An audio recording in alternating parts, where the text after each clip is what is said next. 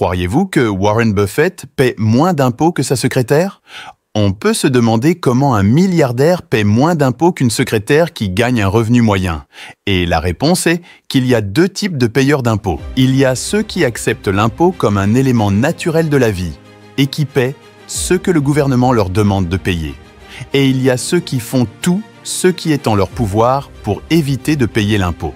Donnons un nom à chacun de ces types de personnes. Nous appellerons Gabriel, le contribuable volontaire, et Léo, le gestionnaire fiscal. Pour Gabriel, lorsque le gouvernement se présente à sa porte à la fin de l'année, il n'y voit pas d'inconvénient. Gabriel, qui gagne 40 000 € par an, paie ses 12 000 € d'impôts sur le revenu et poursuit sa vie.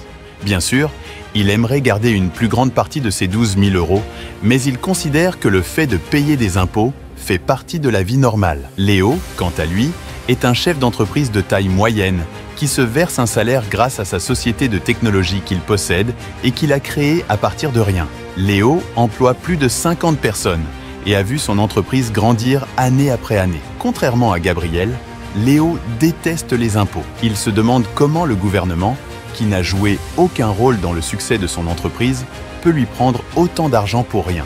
Pire encore, en étant imposé personnellement et en tant que propriétaire d'entreprise, Léo est soumis à presque tous les impôts imaginables, tels que l'impôt sur le revenu, la TVA, les droits d'accise, l'impôt foncier et l'impôt sur les investissements. Avec tous ces impôts potentiels appliqués à ses revenus, Léo a décidé d'en savoir plus sur la manière dont les grandes entreprises évitent de payer des impôts, après avoir appris qu'en 2018, Amazon n'avait payé aucun impôt sur le revenu alors qu'elle avait généré plus de 200 milliards de dollars au cours de cette année. Déterminé à éviter de perdre une part importante de ses revenus en raison de l'impôt, Léo a cherché des moyens de réduire le montant de l'impôt payé par son entreprise et de diminuer sa propre facture fiscale.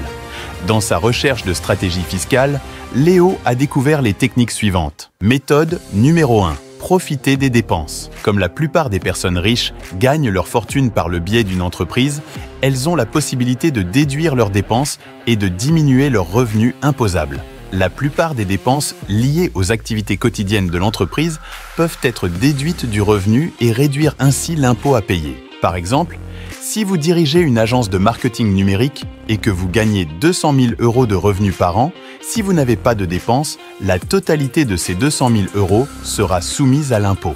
Toutefois, comme la plupart des entreprises ont des dépenses, celles-ci réduisent le montant des bénéfices soumis à l'impôt. Par exemple, si vous avez 100 000 € de dépenses professionnelles justifiées par an, votre bénéfice annuel s'élèvera à 100 000 € au lieu des 200 000 €. Ce qui réduira de moitié l'impôt payé sur vos revenus. Les dépenses éligibles peuvent inclure des éléments tels que les repas d'affaires, les fournitures de bureau, les nouveaux ordinateurs portables, la connexion à Internet, les avantages sociaux des employés, la formation du personnel, les loyers, les frais de voiture, etc.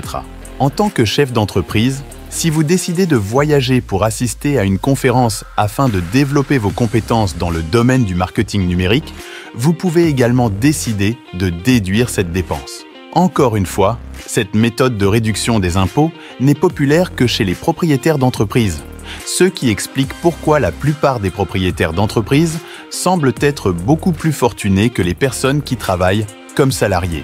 Deuxième méthode, détourner les revenus. À partir de 2022, le taux de l'impôt sur les sociétés en France a été réduit pour passer de 28% à 25%. Bien que cette mesure ait permis à de nombreuses entreprises de réduire considérablement leur impôt sur le revenu, beaucoup d'entre elles choisissent encore de déclarer leurs revenus dans des pays où les taux d'imposition sont encore plus bas. Par exemple, les îles Caïmans n'ont pas d'impôt sur le revenu, pas d'impôt sur les sociétés et pas de droit de succession, ce qui en fait un véritable paradis fiscal. En bref, tout ce que vous gagnez, vous le gardez. Bien sûr, sans aucun calcul, il est évident qu'il s'agit d'une économie significative pour toute entreprise capable de générer des revenus à l'étranger. Mais combien cela vous permettrait-il d'économiser exactement ? Supposons que vous ayez établi un paradis fiscal dans ce pays et que votre entreprise ait gagné 7 millions d'euros l'année dernière. Au lieu de payer 28% d'impôt sur le revenu qui revient à 1 960 000 €, vous ne paieriez rien et garderiez près de 2 millions d'euros pour vous. Outre le fait qu'elles vous permettent de percevoir des revenus exonérés d'impôts, les îles Caïmans disposent d'une législation bancaire très stricte destinée à protéger le secret bancaire. Le pays n'a pas conclu de convention fiscale avec d'autres pays, ce qui protège les finances de ses clients offshore des autorités fiscales d'autres pays. En outre, les sociétés offshore des îles Caïmans ne sont pas tenues de soumettre des rapports financiers à une quelconque autorité gouvernementale caïmanaise. La constitution d'une société aux îles Caïmans est un processus très simple et rationalisé. Avec tous ces avantages, il n'est pas étonnant que les entreprises affluent vers ces destinations lointaines pour dissimuler leurs bénéfices.